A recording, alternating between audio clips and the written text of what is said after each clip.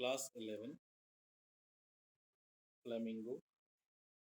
Fiction number 1, The Summer of Beautiful White Horse. This is the story of two boys that reflects the honesty as well as how the honesty is important. How does the honesty describe a special race or any caste? We can see over here. So there are two boys, Aram and Murad. Aram is 9 years old and Murad is 13 years old. They both are cousins. What happens one day, early in the morning, it was 4 o'clock. सुबह के 4 बज रहे होते हैं. Suddenly, when Aram was sleeping at his bed, suddenly Murad arrived over there और वो window में से उसे आवाज़ लगाता है, आराम को जगाता है और उसे अपने पास बुलाता है. अब क्योंकि ये सुबह के 4 बजे हुए थे, he was very curious that what is exactly Murad is doing at 4 o'clock. और जैसे ही वो 4 o'clock पे देखता है, वो उठ कर जाता है और बातचीत करता है कि क्या बात है, क्या हुआ है. तो ये देखने के लिए कि मुराद इतनी सुबह 4 बजे क्यों चला आया, क्योंकि इस समय ये ऐसा समय होता है जबकि सूरज भी नहीं निकला होता है, अंधेरा छाया हुआ होता है. फिर भी जब वो देखता है तो वो देखता है कि जो मुराद है वो एक घोड़ा लेकर आया है, वाइट कलर का घोड़ा. क्योंकि हम देखते हैं ये कहानी जो है ये ऐसे लोगों की है जिन्हें हम गैरोलियन रेस कह सकते हैं. गैरोलियन रेस जो है वो इस प्रकार की रेस होती है जो कि ऑनेस्टी के लिए उस पूरे एरिया में बहुत अच्छे से फेमस होती है. तो उसे ये पूरा विश्वास था कि ऐसा मुराद जो है कर नहीं सकता कि वो स्टीलिंग करे, चोरी करे, क्योंकि स्टीलिंग और टेलिंग लाई ये सब चीज़ें उनके रेस में नहीं है, उन्हें सिखाया नहीं जाता और ये सारी कंट्री जानती है. ऐसा सोचने के बाद में वो फटाफट रेडी होता है कि चलो मुझे मुझे भी इस घोड़े की सवारी करनी है, क्योंकि मेरा कज़िन जो है मुराद वो लेकर आया हुआ है. अब जब मुराद लेकर आता है वो और उसे बुलाता है तो वो दोनों घोड़े पर सवार होने के लिए सबसे पहले आपस में एक डिस्कशन करते हैं. तो यहाँ पर आरम पूछता है कि क्या ये तुमने घोड़ा चोरी किया हुआ है. तो मुराद कहता नहीं, मैंने बिल्कुल चोरी नहीं किया हुआ है. और इस बात को सुनकर आरम जो है वो वाकई में इस बात का बिलीव कर लेता है, क्योंकि उसने पहले ये डिस्कस कर लिया होता है अपने आप से कि ऐसी चीज़ें जो है हमको यहाँ पे हमारी फैमिली में सिखाई ही नहीं गई. और ऐसा सोचने के बाद में वो जो है अपना आगे बढ़ते हैं वो लोग और कोशिश करते हैं कि हम इस घोड़े की सवारी करें. अब जब वो घोड़े पे बैठ जाते हैं तब उस समय एक छोटा सा डिस्क्रिप्शन दिया गया, कैरेक्टर स्केच दिया गया है मुराद का, जो मैं आपसे डिस्कस करूँगा. एक ऐसा कैरेक्टर स्केच है कि जो मुराद है वो एक अनएक्सपेक्टेड बॉय है. वो किस वक्त क्या कर ले वो कोई व्यक्ति सोच भी नहीं सकता. वो बहुत ही पैशनेट है, ठीक है, और साथ ही साथ वो बहुत ही रूड भी है. According to rude means according to the action. कोई भी अगर उसे एक्शन लेनी होती है तो वो सोचता नहीं है और कुछ भी कर लेता है. और वो इतना बड़ा घोड़ा लेके चला आया सुबह सुबह 4 बजे. तो ये भी मिरेकल था आराम के लिए. ऐसा एक कैरेक्टर स्केच उनका बताया गया है. अब दोनों भाई जो हैं उस घोड़े की सवारी करते हैं, उसे घुमाते हैं, वहाँ के आसपास के जितनी भी प्लेसेस होती हैं वहाँ घुमाते हैं उसे. और वहाँ से थोड़ा सा दूर वो लोग अपने वॉलनट एवेन्यू में रहते हैं. ये उनकी जगह का नाम है जहाँ पे वो रहते हैं. और उससे 2 से 3 मिनट की दूरी पर जब वो घोड़े पर बैठते हैं तो उनके पीछे एक दूसरी स्ट्रीट या यूँ कह लें कि एक दूसरा शहर होता है, वहाँ पहुँच जाते हैं. घोड़ा इतने तेज़ी से भागता है. अब जब वो लोग घोड़े की सवारी करते हैं तो सबसे पहले जो मुराद है वो हॉर्स राइडिंग कर रहा होता है, सामने बैठा हुआ होता है. वो जोर जोर से चीख चीख के गाने गाने लगता है. तो गाना गाना अलग बात होती है और चिल्ला कर गाना अलग बात होती है, because he was very much happy. और हैप्पी होने के कारण वो ऐसा करता है कि जोर जोर से गाने लगता है. और गाने लगता है इस वजह से ऐसा लगता है कि वो शोर मचा रहा है, चिल्ला रहा है. तो उसी के साथ वो लोग आगे बढ़ते जाते हैं और बढ़ने के बाद में ये सब वो देखते हैं. अब एक जगह जाकर अरहम जो है वो वहाँ पे रुक जाता है और रुकने के बाद में वहाँ पर वो लोग बातचीत करते हैं। और अब आराम जो है वो ये कहता है कि चलो मैं एक काम करता हूँ, मैं इस पे अब अकेले सवारी करूँगा। और अकेले सवारी करने के बाद में वो ये डिस्कस करते हैं कि इसके बाद में तुम अकेले सवारी कर लेना। पहले मुराद करता है, फिर आराम की बारी आती है।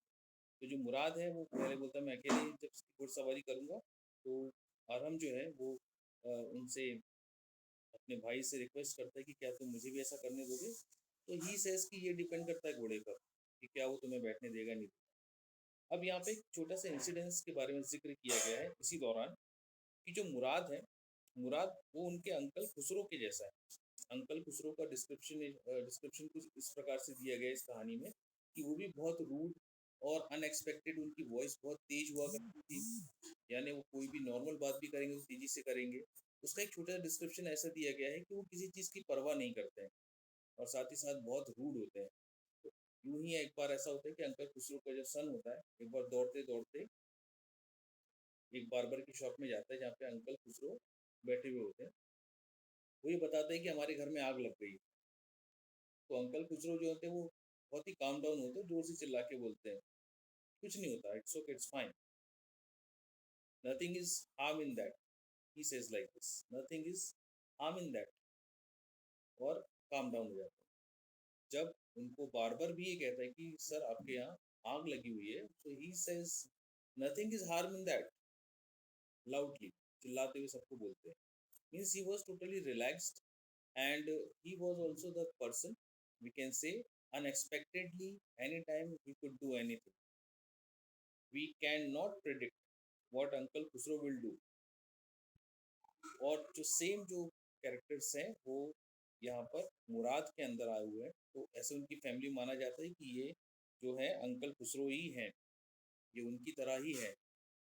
हर फैमिली में ऐसे मेंबर्स होते हैं जो कि अनएक्सपेक्टेडली कुछ भी कर जाते हैं। Nobody can expect what he और शी विल डू। अब यहाँ पर जब वो घोड़े को दौड़ाते हैं, इधर उधर घुमाते हैं, so it was it was already dark, अंधेरा था। अब जब मुराद अपनी पूरी घुड़सवारी करके, जब वो अकेले घुड़सवारी करने का फैसला लेते हैं और जब वो रुकते हैं वहाँ पर, तो वो कहते हैं कि ठीक है आराम, अब तुम इसके ऊपर सवारी कर लो। आराम बैठ जाते हैं उसके ऊपर और कहता है, अब जैसे ही वो बैठ जाते हैं तो घोड़ा चलता नहीं है। क्यों नहीं चलता? क्योंकि घोड़ों को भी इंस्ट्रक्शन चाहिए होते हैं कि कब दौड़ना है, कब रुकना है। और लेग जो होते हैं, पैरों से जब उन्हें थोड़ा सा टच किया जाता है या टैप किया जाता है तभी वो लोग चलते हैं। तो ये चीज़ की जानकारी आराम को नहीं थी। तो मुराद वहाँ पे कहते हैं चलो भी अब, नाउ लेट्स राइड, क्योंकि सुबह हो गई है और अब ये घोड़ा हमें वापस भी करना है। यहाँ से ये समझ में आता है कि घोड़ा वापस करना है। इस चीज़ को हम ऐसा डिस्क्राइब कर सकते हैं कि really it was not a stealing thing, चोरी वाली बात नहीं है। क्योंकि यहाँ पर ये बात की जा रही है कि घोड़ा वापस करना है।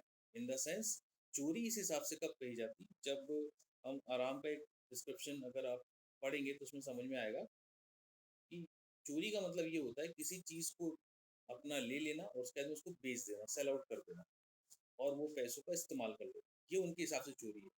लेकिन यहाँ पे जो मुराद जो कर रहा है वो क्या कर रहा है, उसने एक प्रकार से बोरो किया हुआ है हॉर्स को, वो भी बिना उसके मालिक को बताए।